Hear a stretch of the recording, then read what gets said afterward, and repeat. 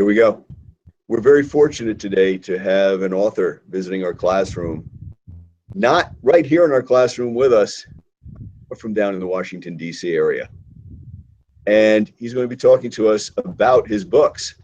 So let's give a nice warm welcome to our author, Bill Gourgey.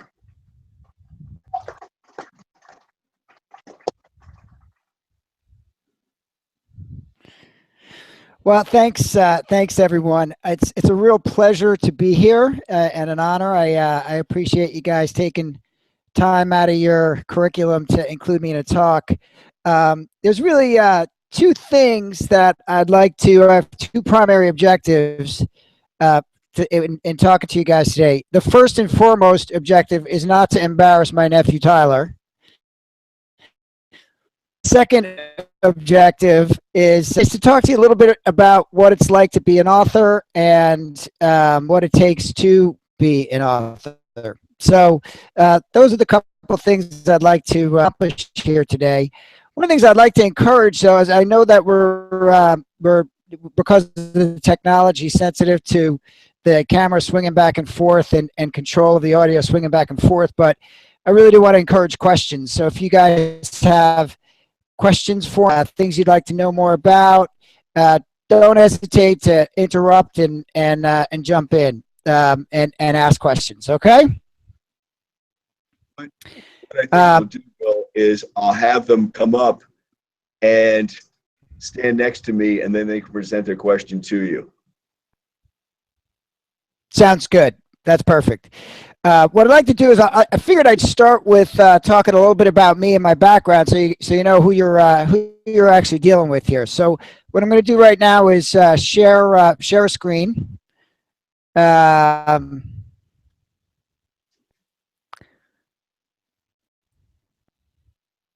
guys see that?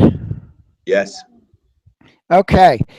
So this is a little graphical version of my and how I got there. I don't recommend, when you get to the point in your life where you guys are writing resumes, I don't recommend this format, but it should purposes of our discussion here today. So a little bit about me. That's me as a baby. I was born in New York City, where I grew up and lived until I was a teenager. And what's funny is that I find that when a lot of my early years life influences it, and that's one of the things I think you'll see in most lives inform their stories and their fiction. By the time I got to be your guys' age, I was into all kinds of sports, soccer being my favorite. Actually, I was into all kinds of things, but we won't go into the gory details here. But my primary focus was being a soccer player. By the time I actually graduated high school a little when I was 17. Went off to college. I went to Scenic up in Ithaca, where I actually studied engineering, not writing. So I was a technology guy I actually am a technology guy to this day. Science and math were things that came. And what I think is kind of interesting about being a writer that you may learn if you guys go down that path at some point, is that you don't need to be a writer to begin with. In fact, it's your experiences in form, as I said before, your fiction, and whether it's fiction or nonfiction. And so I find that I write a lot in a sort of science and technology space. Things I'm going to leave you guys with today is a book trailer from a science fiction trilogy that a few years ago. After graduating college, that's pretty much that I had for a long time. I was a software programmer and computer consultant for a long time. Did that for many years. But during that period of time, I always wrote. So I got the bug for writing when I was in college. I had a couple of professors that just made an impact on my life. I was looking for some electives outside of the engineering field, got into creative writing, and the past, as they say, is history. I ended up just getting the writing bug, and even while I was working in technology and writing tons of software and traveling all over the United States, and even as a consultant, I would morning and write, and all of it was junk, by the way. It was lousy writing, but I was at least starting to learn my craft. Hey, happy to say that I am today a pie-eyed author. I've written several books. The sci-fi trilogy that I mentioned before, which is called Glide. Those are the books towards the right there, the black ones. And then I'm currently working on a series called Cap City Kids, set in Washington, D.C. That's what I read about mostly today, and that's what inspired this talk. The first book in that series is called and what the series is about is it's about disadvantaged teens who take on Washington, D.C. And I'll later. And then just to finish off my journey, as for the future, who knows what it will bring? I plan to keep on writing for sure, but I could tell you that my life a whole lot faster than I thought I would. So I'm always keeping my mind open for new opportunities and what comes next. So that's a little bit of, I will share here. Well, let me ask you a question. Am I back? Yes, you're back. For the kids, Okay. For the kids who may not be familiar with the Cap Cities book, what inspired you to write that, and why did you choose that as your topic? Sure. I'd love to talk about that. Let me start by asking a question myself. How many in the class have you guys ever done a field trip to Washington, D.C., or how many in the class have been down to Washington? A majority of the folks have been down to DC. Next year, as 8th graders, their field trip is to DC. Oh, excellent. Well, so let me give you a little of the layout of DC. I think of DC, I've lived down here now 7 years, familiar with it. I think of DC as being broken into kind of three major segments, or three major neighborhoods. So the first is the famous one. That's what sort of like the federal center of the city and of the country, and that's where all the big beautiful buildings are: the National Mall, the Smithsonian, the U.S. Capitol building, and White House, and monument things. That's sort of the center and the federal section. Then there's Northwest. Northwest DC, the well-to-do Washingtonians live, and it's the, you can think of it as the sort of the high-end neighborhood. And by the way, it's very big. It's where a lot of the folks who work and live in and around Washington, and especially the federal buildings, the lawyers and the doctors and the politicians themselves, all kind of section of the city.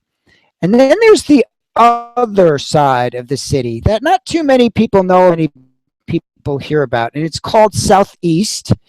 It's also called Anacostia, and the reason why it's called Anacostia is because a river runs through it, the Anacostia River, that flows out into the Potomac. And Southeast is the proverbial other side of the tracks. It's where it's very poor. There's a lot of crime. It's pretty violent. Life there is very different than in the federal section and in Northwest. It's really night and day. And so back to your question, Joe. It's what inspired this series was I went on a field trip to the U.S. Capitol building. I happen to know the chief of staff of one of, and he arranged for this trip for my, and we got to see exclusive parts of the U.S. Capitol building that you don't typically get on the tour. So we were inside the Senate chamber, and we went into the majority speaker's, complex of offices. It's these beautiful suites, and I was struck by just how opulent it is. It's just if you're when I don't know if anyone in the class has actually done a tour of the U.S. Capitol, or if that will happen next year when the class goes down there for the field trip. But I can tell you, it's worth it. And one of the things I would tell you to note is just how opulent it is. It almost is like being walking through the halls of a palace. And the what was a week before, I was doing an author talk for my science fiction at a library, the Martin Luther King Library in Southeast. When I parked out in front of the library, I was worried about my car. It looked like it was probably too. It was just in of town, and it occurred to me that here, when I was doing the Capitol, the tour of the U.S. Capitol, it occurred to me that children, literally in the shadow of the buildings, this other way of life, these other people who just they're the have-nots. They just don't have anything, and so that inspired. That planted the seed. That's how stories start. Stories start from experiences you have in life. That planted the seed for a little kid, which then kind of progressed into a series where behind each one of the stories in the Cap City Kids series is a different talented but disadvantaged teen who takes on a different institution. So book 2 is about a talented teenage artist who is a runaway from Virginia, and she ends up uncovering an art heist at the Smithsonian and National Gallery. And book 3 that I'm working on now, called Court Casey, here it is right here, is about actually an illegal immigrant teen. She's a high school student, a bookworm, somebody who's very bright, but she's an illegal immigrant, and she chased down by her parents get deported, and she's on the run from immigration and customs enforcement, and takes refuge in the Supreme Court, where she uncovers a conspiracy there. So in each one of the stories, it's about a disadvantaged teen who takes on, as I said, one revered institution or another in Washington, D.C. Do, if you guys are up for it, is read the opening for Capital Kid if you want to hear it. Yes, please. Okay. Let me do. What I'm going to do is screen. You guys can actually see the what I'm reading on the screen. So if you just give me a sec.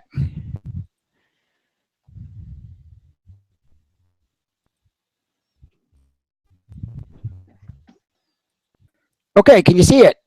Yes. Okay, great. So Capital Kid is, as I said, it's about a kid who comes from Southeast, the poor son, who's on the run. His mom's a drug addict, and he's on the run from her drug dealers because he ended up getting into a fight with one of them.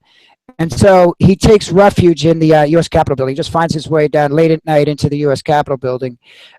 He's a tech savvy kid, loves playing video games, and learned how to take computers apart and put them back together again and hack into things, so on and so forth. And so he uses his tech savvy abilities tap into the network at the Capitol and elude Capitol Police, so which is how he's able to hang around there for so long, because otherwise it would be easy to catch him. Okay, so Home Sweet Home. "Hey, you kid!" I hear Rhino holler. He's angry as usual, and he has his hand clasped to the really as if he'd really pull it from its holster and shoot me. Not in here, he wouldn't. This is the sacred Senate chamber of the United States Capitol building, engine of the world's greatest democracy, where the laws of this great land get debated in earnest and the plight of the people is always foremost. I've got you now, kid, Rhino growls. His knees are bent, and he's leaning slightly forward to catch his breath. One hand's on his holster, and the other's hitched to the side of his belt, which looks like a portable hardware store. Besides his gun, there are extra rounds, a flashlight, walkie-talkie, can of mace, water bottle, billy club, badge, Leatherman knife, and a few other doodads. Even without all that gear, he'd be lumbering around. He's carrying an extra 75 pounds, at least, that he can't blame on his uniform. Rhino undoes the snap on his holster, but leaves the gun. That's one of my advantages. I know it would take a lot for him to pull a gun in this sanctuary. But guns weren't always taboo. Back in the good old days, when removing the Oregon Trail, not an electronics accessory, senators used to carry their knives and canes right onto the Senate floor. Well, technically, that was in the old Senate chamber. But imagine if they were allowed to carry guns today. The way these politicians hate each other would be like Saints Row meets Call of Duty. I mean, the amount of ammunition unloaded in here would be like he took on the Matrix agents to save Morpheus. It would make the a chit chat. I should know. I see these politicians every day. That is, when they're working, even if they don't see me. Rhino's standing in the well of the chamber, and I'm several rows up, so he can't see anything below my waist, which is good because I've just finished dumping my bag full of dead cockroaches, the ones I collected from the kitchen, into the candy desk, desk number 24. Back in 19, Charles Murphy started the tradition of keeping sweets in his desk, and ever since then, there's been this candy desk. It's probably carved in the drawer. Name carving is one of the Senate traditions. Try to get away with that in school. But I don't have time to check whose desk this is. I don't want Rhino to catch on to what I'm doing, or he'll clear out the roaches before the senators get to sample them. I'm deft with my hands, learned to master them before I was 9. So I ease the drawer shut and reel candy into my waistband, lift my hands in the air, palms out, shoulder high, to show I'm clean, and back slowly up the aisle. There's no way Rhino will catch me at the door at the top of the chamber. There's a lot of ways in and out of this place. In your dreams, old man, I taunt Rhino, called old man. Technically, he's a lot older than me, and he's fat and bald and has a long pointy nose and eyes that are too red, which is why I call him a wicked grin spreads across Rhino's, sends a chill up my spine. He's got. Suddenly, his guards file in through the 2 doors behind me, and one to my calculate my odds. Even though I'm only 13, almost 14, guys is twice my weight, except Chase, way stronger than me, including Chase, and fully armed. I'm no shrimp for my age. I'm lean, and I have lots of practice escaping the law. You're the prey, and you're hemmed in like this. You have 2 advantages. 1, your predators are inevitably overconfident, lagoon. And 2, the cornered prey effect kicks in. It's well known that cornered prey put up for often astonish their opponents. It's called adrenaline pumping now.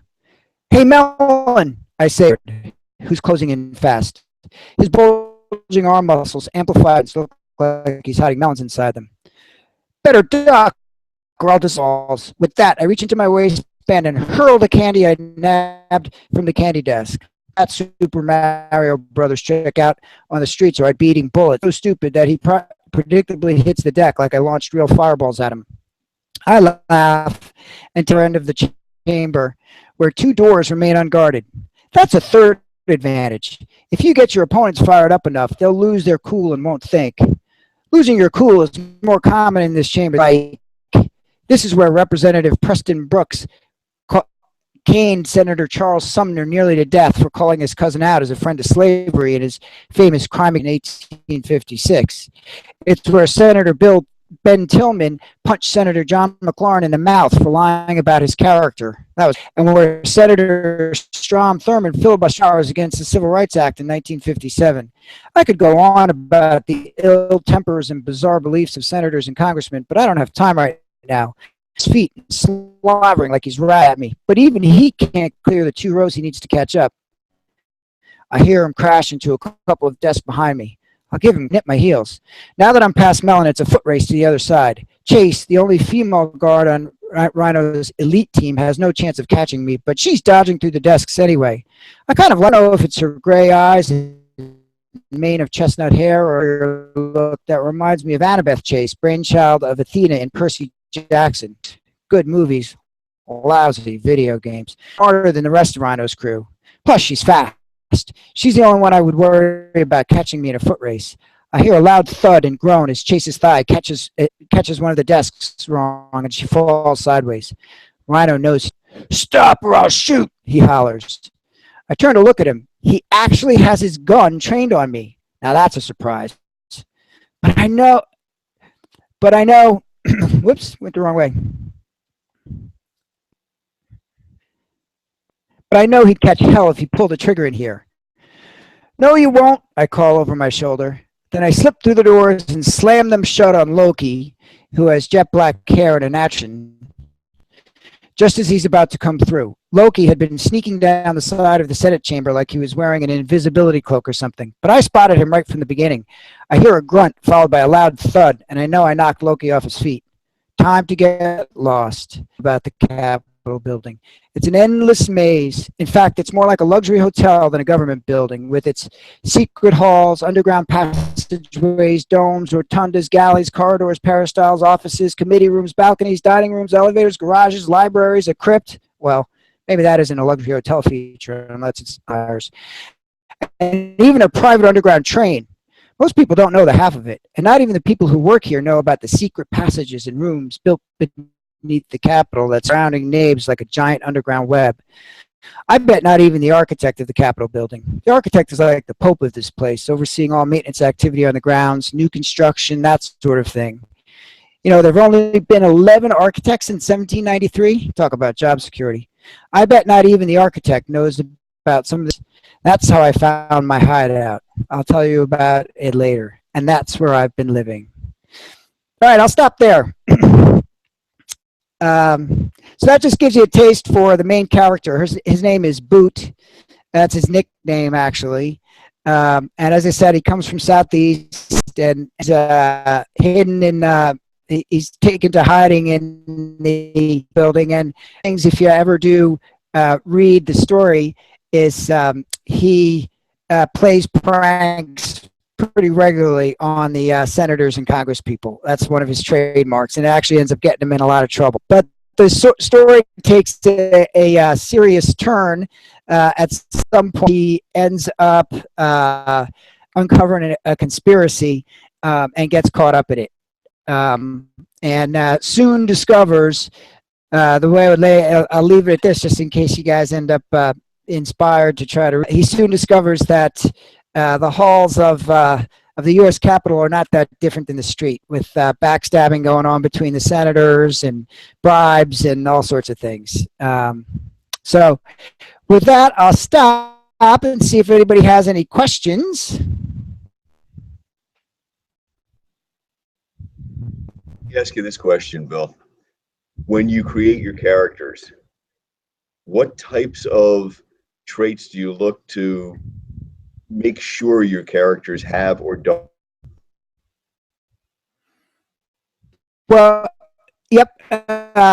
So characters have to be relatable first and foremost.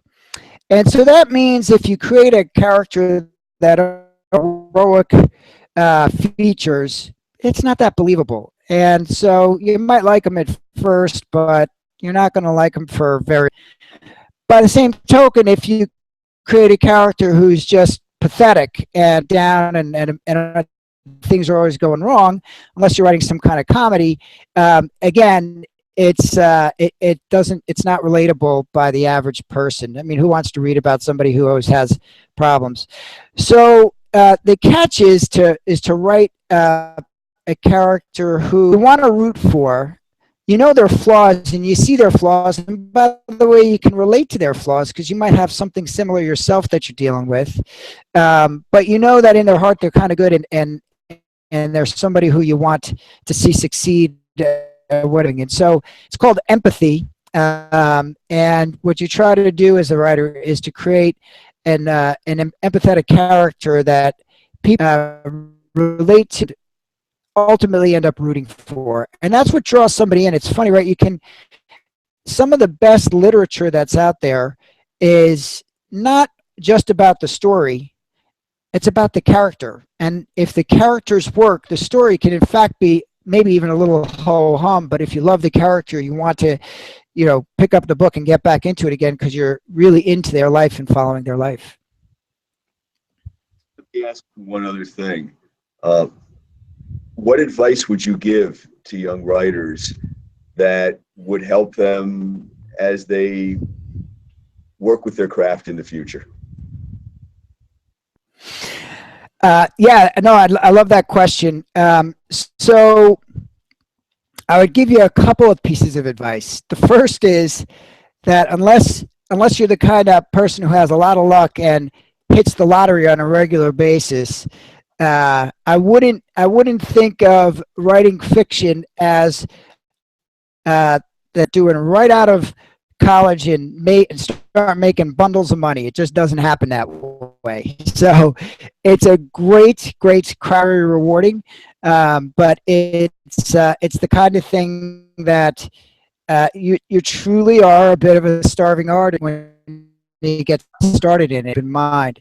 That said, the secret to writing, and I mean, there's actually I would say there's two secrets. Other authors, they'll give you more, but I think it's easier to remember two things. One is you pretty much have to write every day, even if it's just a little bit. You write every day. You can keep a journal. If you're into stories, you can write stories.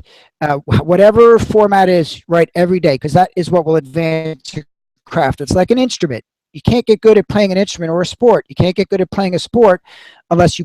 Writing is just like that. It is another craft, like an instrument. And the second thing I would tell you too is that writing is revising.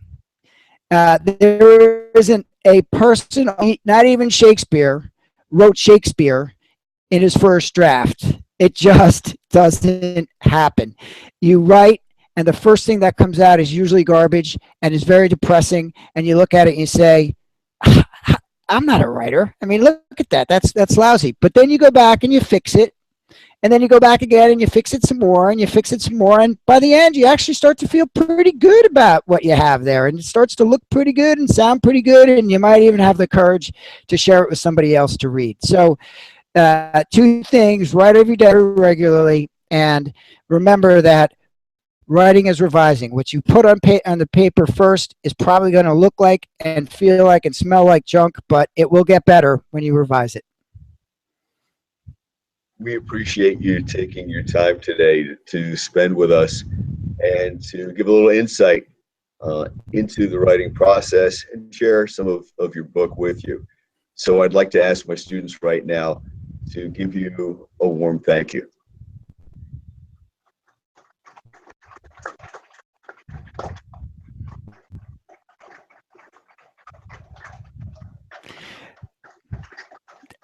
Thanks so much. I really appreciate it, everybody. It's been a real pleasure. It's a little bit different than being there in person, but I'm psyched to have had the opportunity to. I hope I actually achieved it, which was not to embarrass Tyler.